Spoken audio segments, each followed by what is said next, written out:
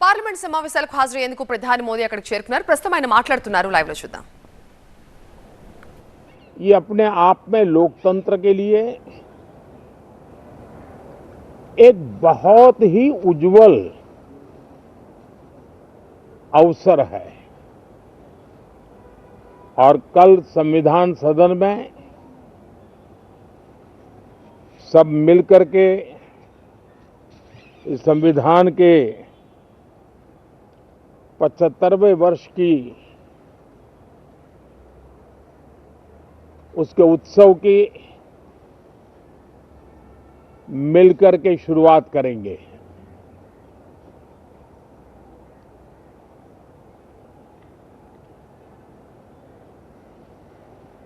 संविधान निर्माताओं ने संविधान निर्माण करते समय एक एक बिंदु पर बहुत विस्तार से बहस की है और तब जाकर के ऐसा उत्तम दस्तावेज हमें प्राप्त हुआ है। और उसकी एक महत्वपूर्ण इकाई है हमारी संसद। हमारे सांसद भी और हमारी संसद भी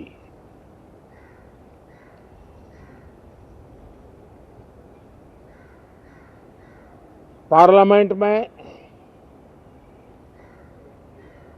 स्वस्थ चर्चा हो, ज्यादा से ज्यादा लोग चर्चा में अपना योगदान दें। दुर्भाग्य से कुछ लोगों ने अपने राजनीतिक स्वार्थ के लिए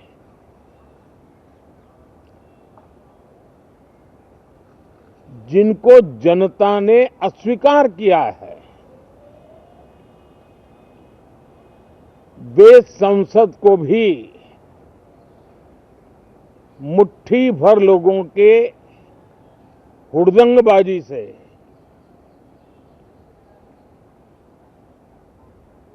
कंट्रोल करने का लगातार प्रयास कर रहे हैं। उनका अपना मकसद तो संसद की गतिविधि को रोकने से ज्यादा सफल नहीं होता है और देश की जनता उनके सारे व्यवहारों को काउंट करती है और जब समय आता है तो सजा भी देती है। लेकिन सबसे ज्यादा पीड़ा की बात यह है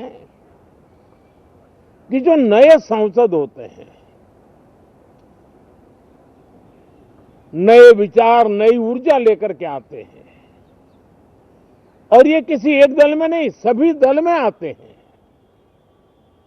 उनके अधिकारों को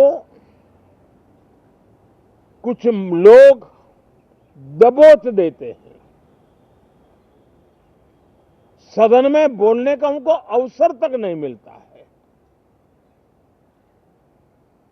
लोकतांत्रिक परंपरा में हर पीढ़ी का काम है आने वाली पीढ़ियों को तैयार करे, लेकिन 80-80, 90-90 बार जनता ने जिनको लगातार नकार दिया है, वे न संसद में चर्चा होने देते हैं, न लोकतंत्र की भावना का सम्मान करते हैं, न ही वह लोगों की आकांक्षाओं का कोई महत्व समझते हैं, उनका उसके प्रति कोई दायित्व है वो कोई समझ पाते हैं। और उसका परिणाम है वो जनता की उम्मीदों पर कभी भी खरे नहीं उतरते हैं और परिणाम स्वरूप जनता को बार बार उनको रिजेक्ट करना पड़ रहा है। साथियों, ये सदन लोकतंत्र की 2024 के पार्लियामेंट के चुनाव के बाद देश की जनता को अपने अपने राज्यों में कुछ स्थानों पर अपनी भावना, अपने विचार, अपनी अपेक्षाएं प्रकट करने का अवसर मिला है। उसमें भी 2024 के लोकसभा के चुनाव के नतीजों को और अधिक ताकत दी गई है राज्यों के द्वारा, और अधिक बल प्रदान किया गया है, और अधिक समर्थन का व्याप बढ़ा है। और लोकतंत्र की यह शर्त है कि हम जनता जनार्दन की भावनाओं का आदर करें, उनकी आशा अपेक्षाओं पर खरा उतरने के लिए दिन रात मेहनत करें। मैं बार बार खास करके विपक्ष के साथियों से आग्रह करता रहा हूं,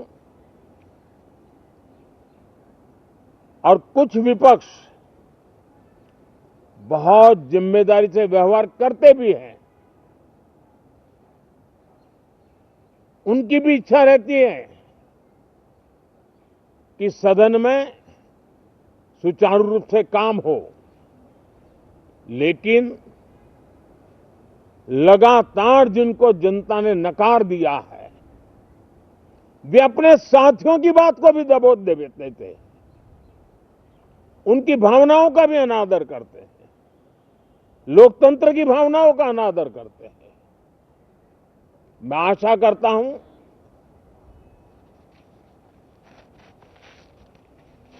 कि हमारे नए साथियों को अवसर मिले। सभी दल में नए साथी हैं,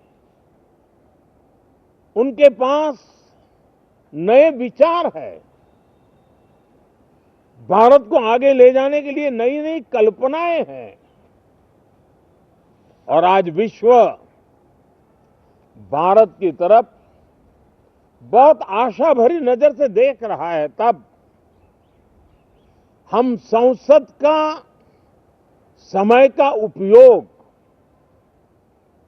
वैश्विक स्तर पर भी भारत के आज जो सम्मान बढ़ा है, भारत का प्रति जो आकर्षण बढ़ा है, उसको बल प्रदान करने वाला हमारा व्यवहार रहना चाहिए।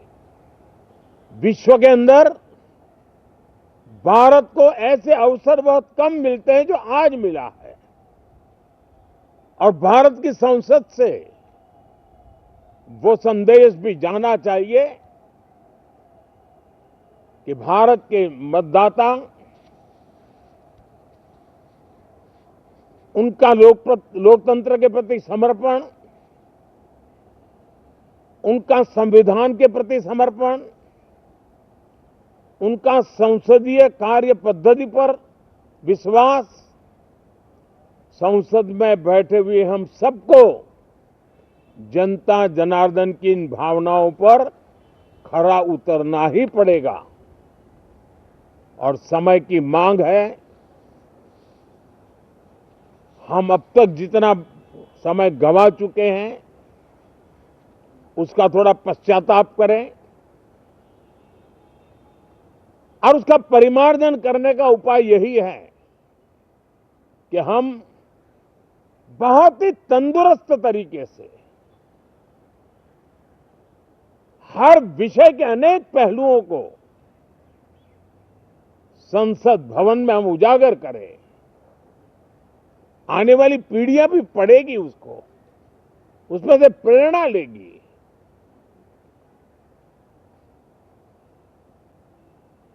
मैं आशा करता हूं कि ये सत्र बहुत ही परिणामकारी हो, संविधान के 75वें वर्ष की शान को बढ़ाने वाला हो, भारत की वैश्विक गरिमा को बल देने वाला हो, नए सांसदों को अवसर देने वाला हो, नए विचारों का स्वागत करने वाला हो। इसी भावना के साथ मैं फिर एक बार सभी माननीय सांसदों को उमंग और उत्साह के साथ इस सत्र को आगे बढ़ाने के लिए निमंत्रित करता हूं, स्वागत करता हूं। आप सब साथियों का भी बहुत बहुत धन्यवाद। नमस्कार।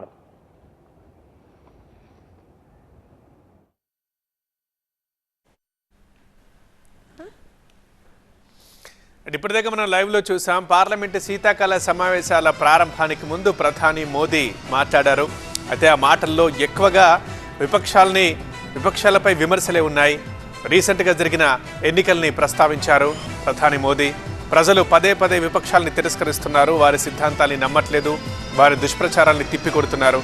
అయినా సరే వారికి ఇంకా అధికార దాహం ఉంది, వాళ్ళు అలాగే మాట్లాడుతున్నారంటూ, ప్రజల ఆకాంక్షల్ని అర్థం చేసుకోవట్లేదంటూ విపక్షాలపై విమర్శలు ఎక్కువ పెట్టారు. ఇక మరికొద్ది సేపట్లో శీతాకాల సమావేశాలు ప్రారంభమవుతాయి. ఇక వాడివేడి చర్చని మనం ఈజీగా ఎక్స్పెక్ట్ చేయొచ్చు. ఇవాటి నుంచి డిసెంబర్ 20 వరకు సమావేశాలు జరగబోతున్నాయి. లోక్సభ స్పీకర్ ముందుకి పలు వాయిదా తీర్మానాలు కూడా ఉండబోతున్నాయి.